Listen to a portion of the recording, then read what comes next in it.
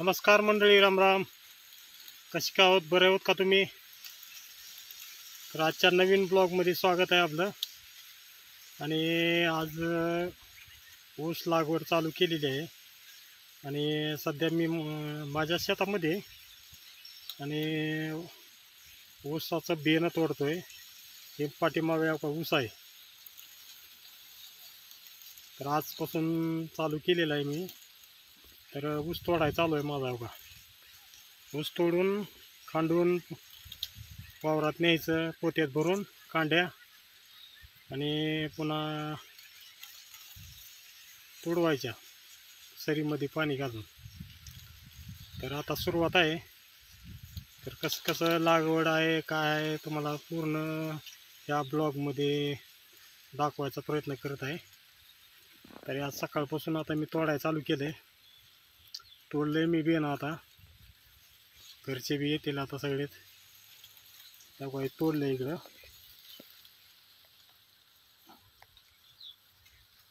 त्यामुळे असं बेणं तोडलं आहे बघा.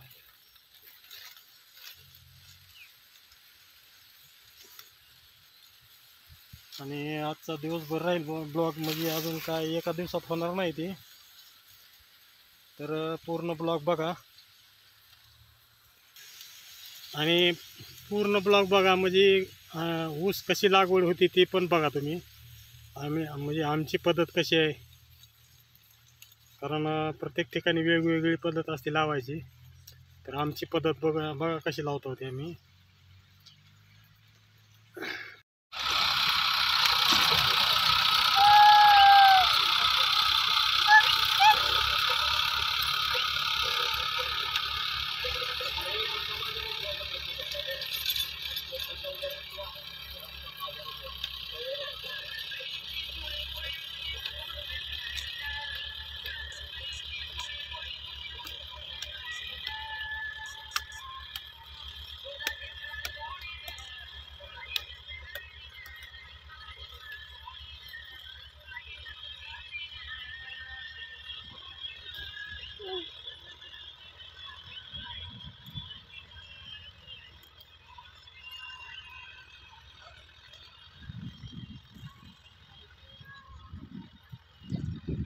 निघतंय चांगलं.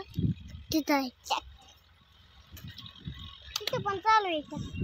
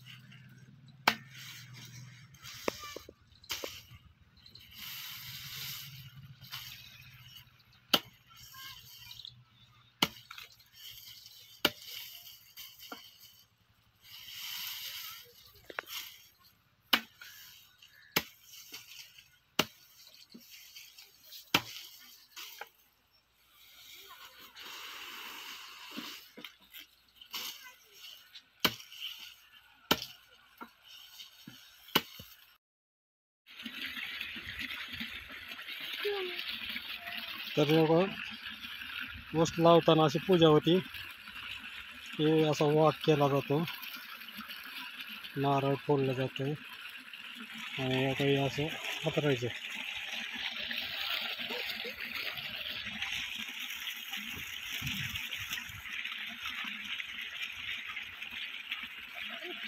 फक्त लागलं. 1, 2, 3, 4. काय करायला रे?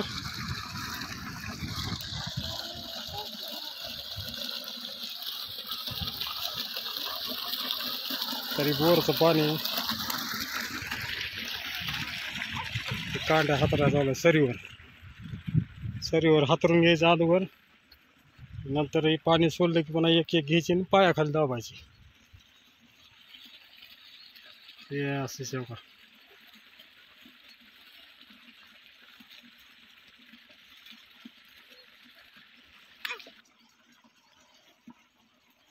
तर हे काही अशा पद्धतीने पाणी सरीमध्ये सोडायचं आणि पुन्हा कांडी बुडवायची.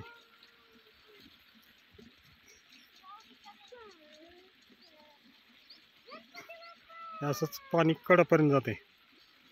कडापर्यंत गेलं की दुसरी सरी फोडायची आणि पुन्हा कांडी बुडवायला चालू करायची खाली पायाखाली दाबून.